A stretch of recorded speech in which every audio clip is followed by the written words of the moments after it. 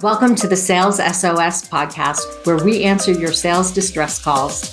I'm your host, Liz Heiman, bringing the rescue boat to your sales challenges. In this ever-changing sales environment, it's easy for leaders to feel adrift. We're here to be the beacon guiding you to success. Each episode, I'm joined by top sales experts and practitioners who have navigated this waters and come out victorious. Together, we'll uncover the insights and strategies that will help you hit your sales targets and grow your business. So if you're ready to turn your sales distress into sales success, you're in the right place. Let's dive into today's topic. Hi, I'm Liz Heiman. Welcome to the Sales SOS podcast. I'm here with your crew today, a crew of gals, Brynne Tillman and Renee Bigelow. And today we're talking about how the world of sales is changing. And so our topic is, how is it changing and what does it mean? What does this mean for sales leaders and salespeople and even customers and prospects? So let's just dive right in. Brynne, if you want to start, what do you see as kind of the big changes? Yeah, well, okay. So first, I just want to say what will never change, which is it's relationships. Relationships and human being connections will never change. Wait, I have to stop you. I have to stop you right there because there's this whole group of people who are talking about relationship selling is dead. Nope, they're wrong. It ain't dead. Okay, so they're wrong. They're wrong. So now, in a commodity perspective, is retail dying because we can buy online? That's a different sale. But when we're talking about a complex sale that solves a solution for a company that is financially dependent on whatever that challenge is and whatever that solution is, they need to make sure that they've got the right person behind the right product. So I just want to state that at least for the rest of my life, I refuse to ever believe that relationships will go away. So that's number one. Number two, what is changing? The power in our hands. So not that I want to go through the evolution of technology, but when I started in sales, we didn't have email. I mean, we did not have cell phones. And we had a Rolodex. Hold on. And we had a Rolodex. Flipping with cards on it. If I were running late for an appointment, I'd have to pull into a gas station and use a payphone to call them and say, there's a lot of traffic. I'll be there. It was a different time. Now we have an entire computer in our hands, right? Like our cell phone alone is more powerful than any computer in the 70s, 80s, and even probably the 90s. Okay. All of that said, all of those changes, nothing, obviously the internet was the significant change, but now it's AI. And AI is the future of all business. This does not replace people. This enhances the value that people can bring to the table. If you can embrace AI, and I'm happy to talk about this all day long, as business folks, if you can master prompt writing, which is not nearly as complex as people make it out to be because AI is so smart, that you can really have a conversation. We have a simple formula that we call crispy that helps people, like, what do we need in a prompt? Context, role, inspiration, scope, prohibitions, and you. So this is how do we make that prompt writing custom and authentic in your voice. Happy to go down that road if we think it's valuable. But what we need to embrace as salespeople is AI, but we need to embrace it in a way that represents our authentic voice. Like, I did a whole thing on AI and I went, like, every fifth word was ever evolving or delve or foster. Yeah. So prohibitions need to be a big piece of, like, my prohibitions are, don't ever start a paragraph with a prepositional phrase. That is a sure giveaway. Do not use the word delve or the word, and I forgot to put that in my prohibitions into my prompt. And I'm like, this isn't me. So you've got to identify, and AI can help you do this, and define your brand voice.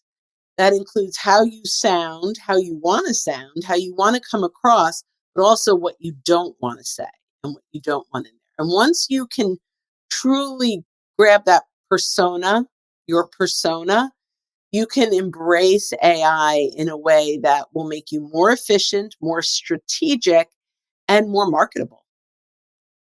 So technology keeps evolving, and even like our phones continually change, and there's changes on the phone in our iPhones right now that create new ways to interact. But AI is really changing the landscape right now. What and I want to stop before I jump to Renee.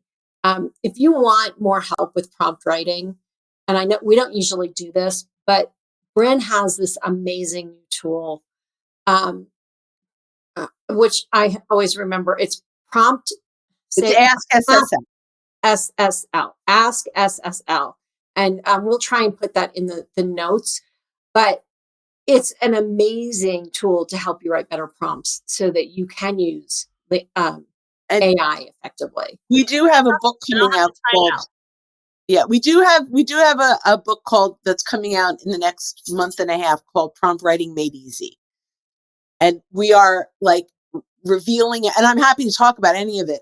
We just decided that this was too important to be limited to our members. We just want it, we want everyone to be able to leverage it. We want to level the playing field for everyone. And when you can really learn how to prompt professionally, it levels the playing field. You can hire the most incredible marketing department, or you could have the right prompts, right? And so it really, done well, will level the playing field. But I want to hear from Renee. I agree that one of the biggest things, and I believe that most sales organizations are a little bit slower to this, and it's hurting them.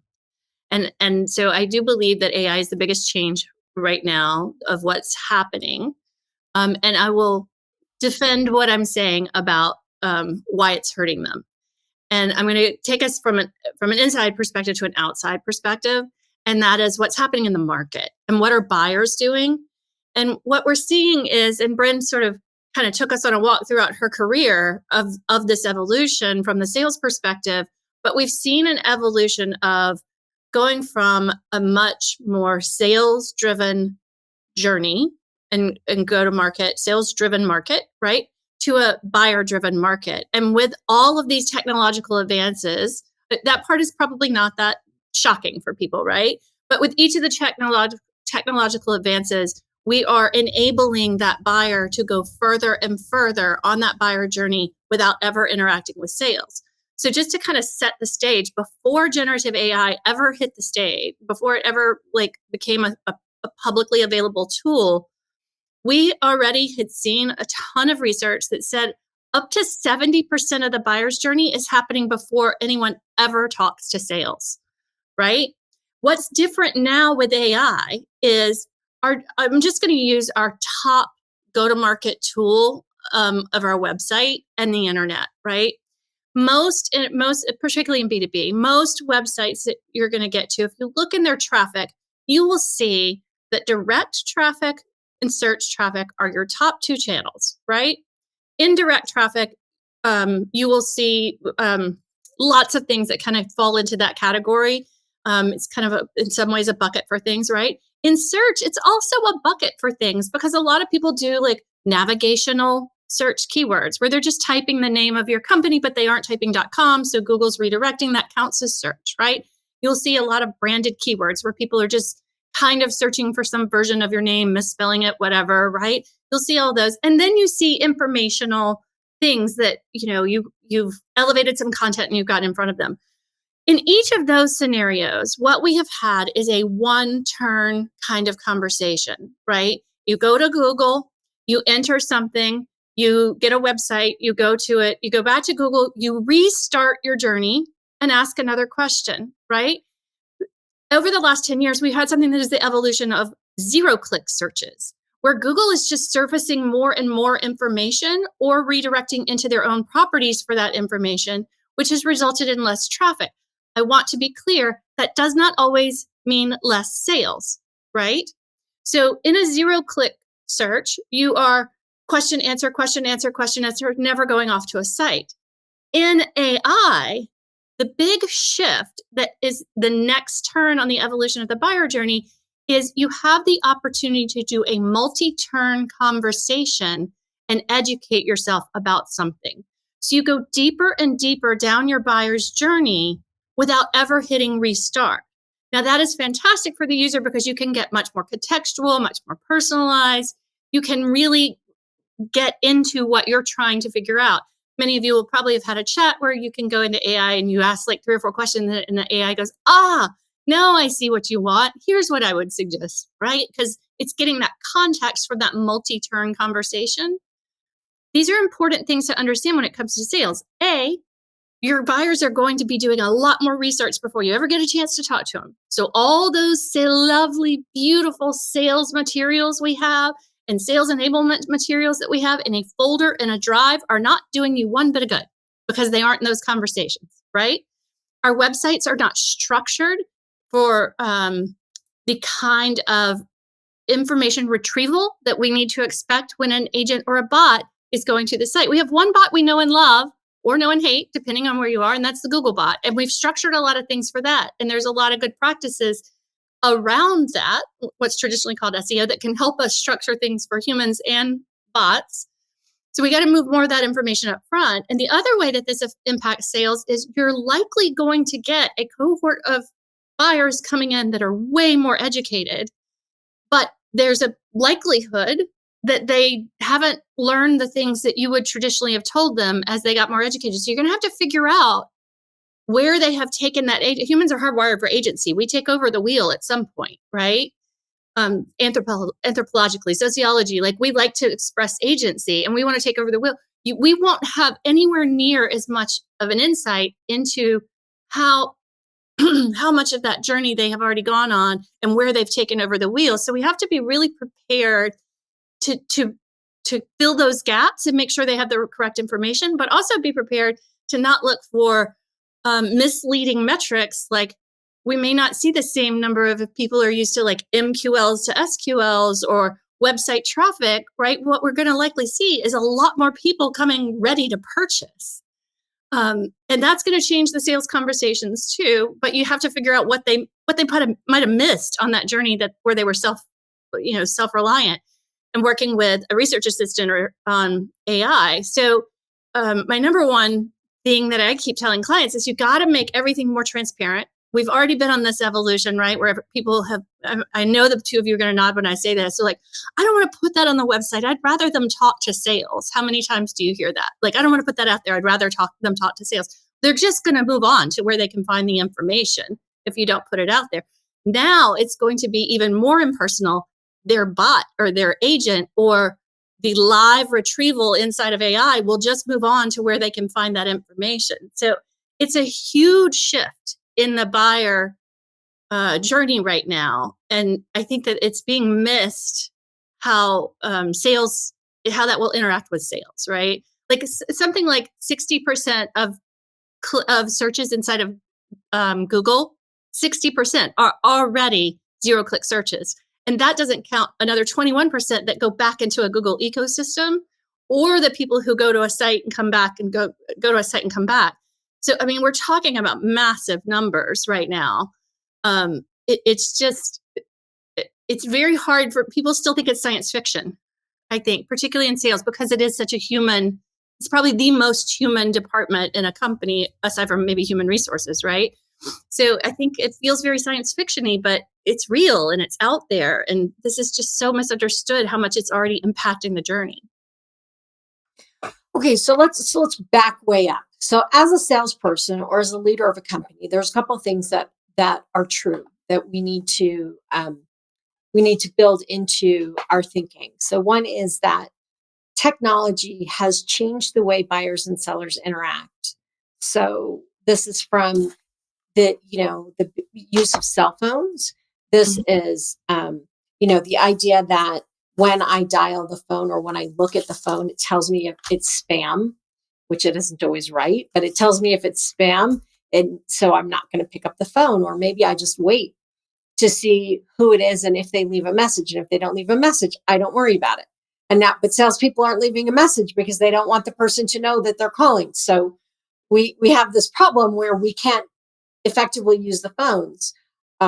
We recognize that AI is part of conversations now, whether we want it to be or not. People are using AI to help improve, hopefully, conversations, sometimes make them worse. And then we also have, how does that buyer's journey happen? And that's changing rapidly. And it has been changing rapidly for a long time. So what does that mean for us as salespeople? It means that we need to be even more curious and even more creative and even more compassionate and more consistent, more persistent if we want to be successful. And I want to start with this idea of the salesperson, the buyer is already 60% or 70% through the sales cycle. And I'm going to argue that's only true if they already have identified the problem and begun solving it. It is not true if you can reach them before they've identified the problem and solved it. Now, does that mean your sales cycle is longer? Yes, it is. But does it mean that you get to start the conversation? Yes, it does. So we don't want to necessarily think, oh, it's sunk. All I need to do is get a bunch of SDRs or MDRs or whatever to answer the phone. Sorry, initials. Somebody inside sales to sit there and answer the phones and take orders. That's still not the case if you have a complex business to business sale and if you build relationships. If you're waiting for people to come to you, that means you again are only talking to people who have already gone way down the process without any of your input. Mm. So then the big question is, you guys, and I'm put this out there, how do you get to them? Because AI has created so much noise. And I keep saying this, 4,000 emails a month. How on earth? I'm looking at my LinkedIn. I can't even find the messages for the people I want to talk to. So how do you get heard in the noise? And Brynne is like going to jump out of her seat over here if I don't let her speak. But Brynne has answers for us. Okay, so the first thing we have to do is identify what are they doing before they know they need us, right before they know they need us. And so we have to meet them where they are. Our content, our messaging, we've got to make sure that we are catching them at that step where, we know in 2 weeks they're going to need us, right? I know that sounds, or they're going to start shopping for us. We know Corporate Visions did a study that 74% of buyers choose the sales rep or company that was first to add value and insight. So while we all think it's an RFP and a dollar amount, it's not. It's who's guiding them in the buyer's journey. Who's their Sherpa, right? We want to be their Sherpa.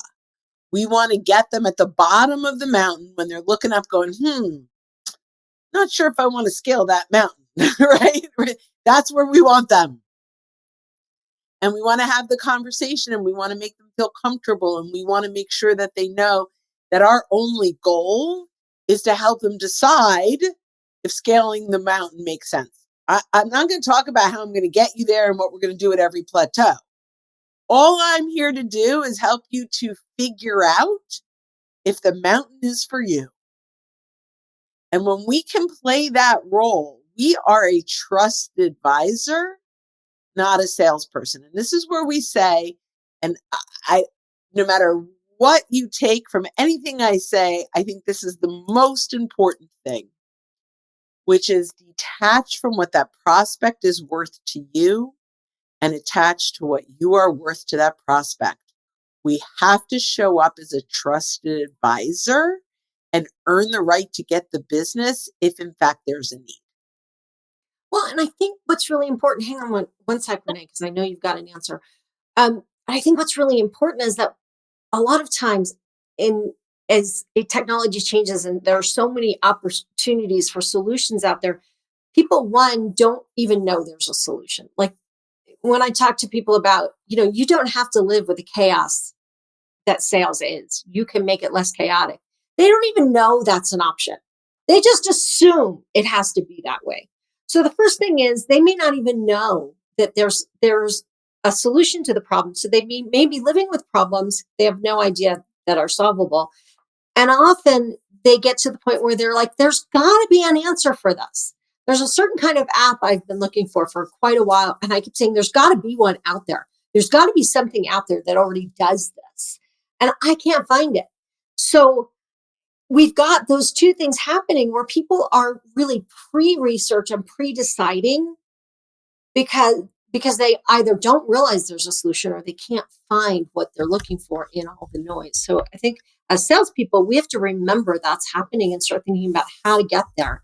Renee, what were you going to say when I so rudely cut you off? No. I hadn't even started. Actually, I'm glad you went first too, because what I'm going to say applies like another layer on top of what both of you have already said. You added a layer on top of Brynne, and I'm just going to add one more little icing on top of that. With what I described that's happening in the market and everything you just said about getting there earlier, helping them problem identify, being the trusted advisor, it's even more important than it has been, even though we've been preaching this for over a decade to salespeople, right? It's even more important because all of those scenarios that I kind of got in the weeds on, I did that on purpose to say there are less on-ramps.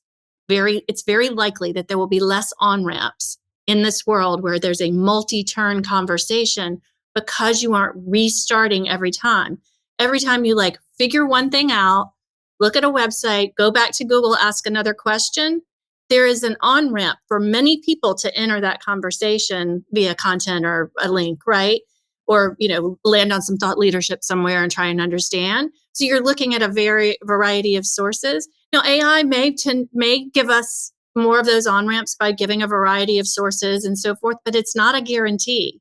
So it means with a foggy road in front of us right now, the thing that we know will be true, if there are less opportunities and on-ramps to get into the conversation along that messy middle, right? Between, I already know I have a problem, I kind of have an idea of what I want to do, now I'm looking for solutions.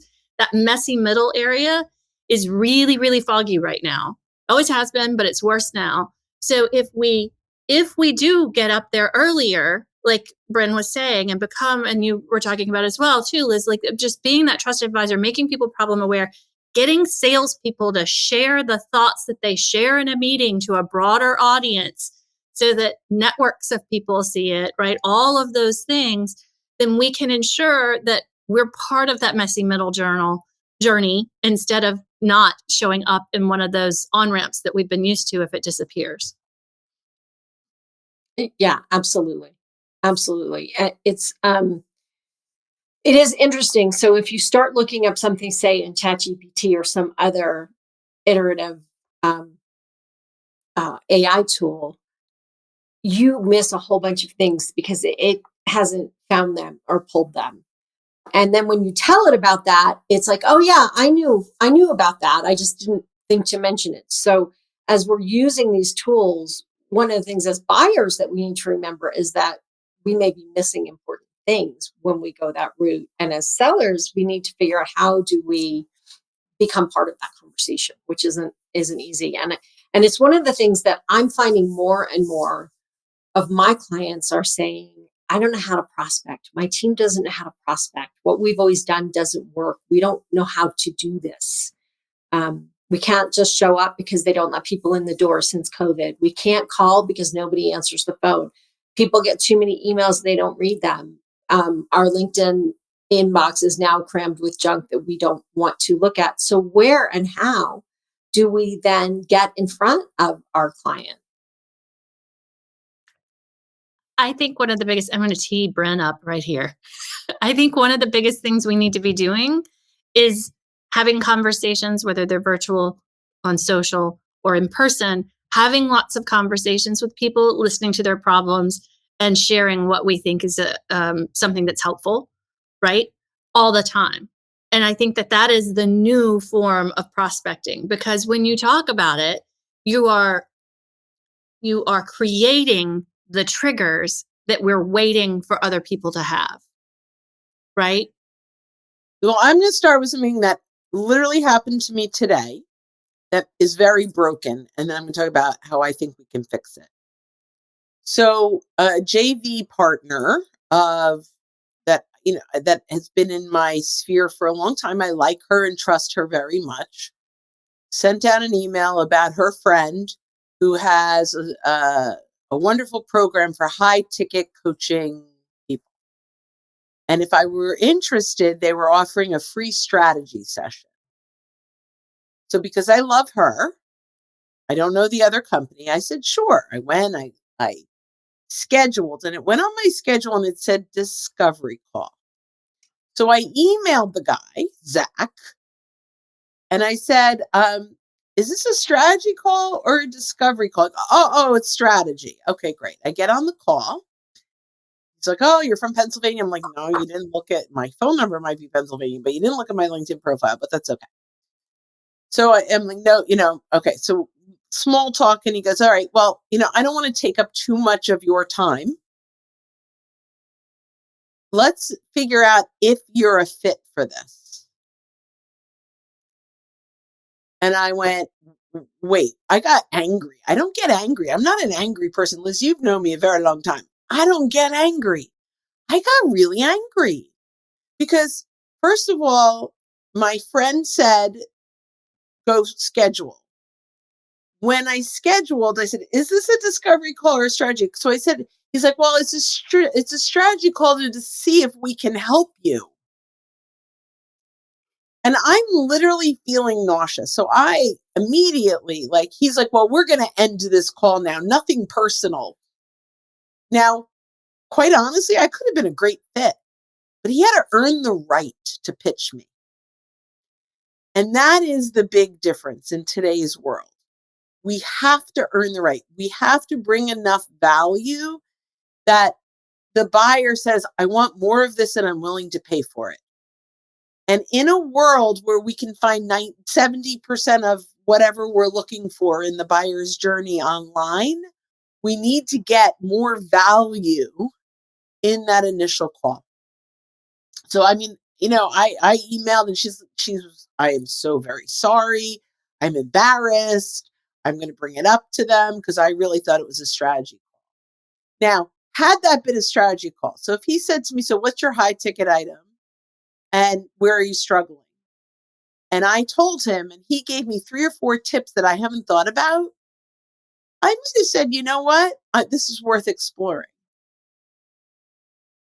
So the biggest challenge is bait and switch. So I'm going to go back to the JV part, the joint venture partnerships. This is a great way to break through the noise. When someone I trust says you have to have a conversation with this person. I had a prospect that got on a call last night that said, I mentioned something about LinkedIn and David Newman said, Brynne, she's your only one. That's it. He's like, I don't even know exactly what you do, but because David said get on the call. And this is like a very high level TED talking guy that we all know. In fact, he was a mentor to Simon Sinek. So this is who gets on a call with me because David Newman says. So David Newman is awesome, but that's beside the point. It had enough credibility with this gentleman. I'm not going to say his name. With this gentleman that just David Newman saying, get on a call with Brynne. He didn't even vet me. Yeah, because right? Trust flows freely through trust networks, right? You humans, not AI, right? Yeah. Okay. Networks, right? Networks, people, absolutely. So I go back to, so you've got to be careful because you don't want to be in the position that my very trusted person in my network put me in, which hurt her reputation, and she sent it out to her 10,000 email people. So how many other people are going to experience that at her reputation? So I just want to share, it is really, really important that we are very careful with whom we decide to do this with, But like hands down, anyone wants to know about sales process, it's Liz Heiman, period, end of story, every day of the week. I know, I hand them off. I never, ever have to worry. In fact, people will come back to me and thank me for the introduction. That is the kind of partnerships that you need and want, right? Where they go, oh my gosh, that was the best conversation I had all week. Thank you for introducing me. So we want to build those relationships and those partnerships because that's the best way to break through the noise. The second piece of that, and then I'll yield the rest of my time.